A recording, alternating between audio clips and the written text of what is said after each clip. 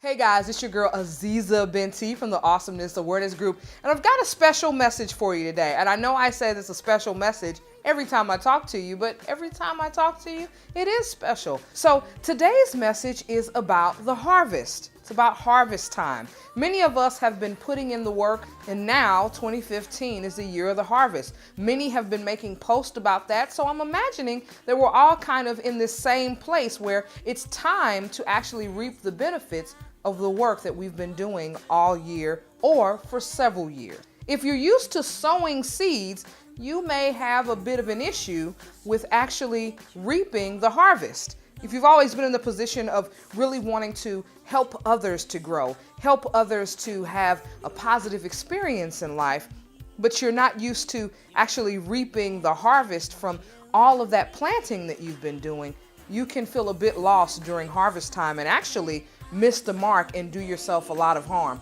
I'm going to give you a quick example. It's of a farmer who has worked on his land the entire year, has done what was necessary to make sure that the crop was successful. Then it's time for the harvest, and the harvest comes in.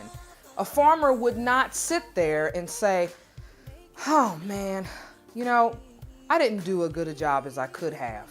I'd have a lot more, let's say, strawberries. Let's say he was a strawberry farmer.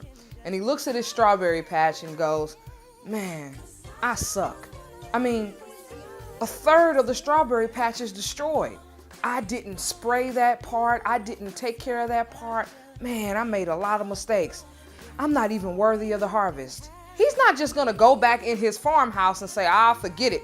I messed up. I didn't do the right things. And so now I can't enjoy the harvest. No. The farmer is going to go out there. He's going to try to pick as many good strawberries as he can, all along the way, praying that he has enough to at least break even for the year. But his goal really is to make a profit. So he's hoping that although it looks like a third of the crop has been damaged, he's hoping that that's just his narrow view and that things are much better than they seem. I think you can kind of look at life and think, well, what if I did that with my life? What if I looked at my life and said, you know what, I've made some mistakes. I took some missteps. I could have done some things differently, but I'm going to enjoy the harvest anyway. I'm going to look at the areas where I was successful, and I'm going to bring that into my life and try to grow that and use that.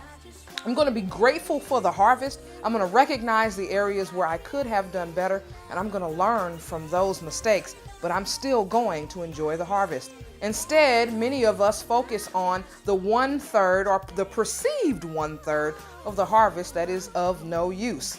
And what you don't understand is when you waste time, the fruit on the vine begins to rot. When you're ripe, you rot. There is a time to sow and there is a time to reap. Many of us are used to the sowing, but we don't have this reaping thing down. And the harvest, benefiting from the harvest, is one of the most important parts of the process. It's half of the process. It's sowing and reaping. You do get that there's two parts of it. Can you see how this kind of ties into our everyday life? So what do you do about that, right? What's the next step? How do you become a better harvester? How do you become the kind of farmer that understands that the sowing is important, but also understands how valuable the reaping is? Speak over yourself the things that are positive and the things that are true.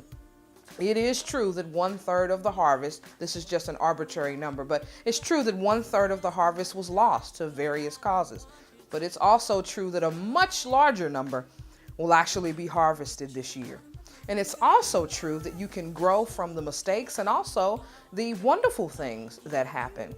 So why don't you take a look at some things in your life where you're having a little bit of trouble receiving, taking advantage of the ways that you've actually sown into people's lives. Maybe there's a project that you need some help on and you're a little afraid to ask for help.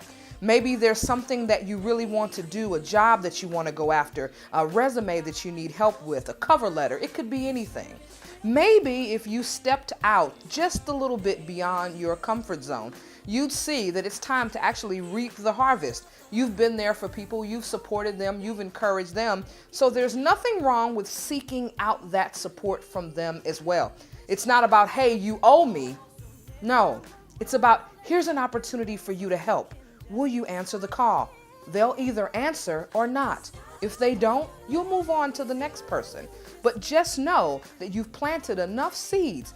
Even if you think you haven't planted enough, you've planted something. If you planted something into people's lives, that is guaranteed to come back to you. Don't stop seeking that. Don't stop being open to that. Allow yourself to receive. It is time for the harvest. You deserve the absolute best that the universe has to offer. And of course, we deserve the absolute best from you. Thanks so much for watching. Please share, comment. I love you. Peace.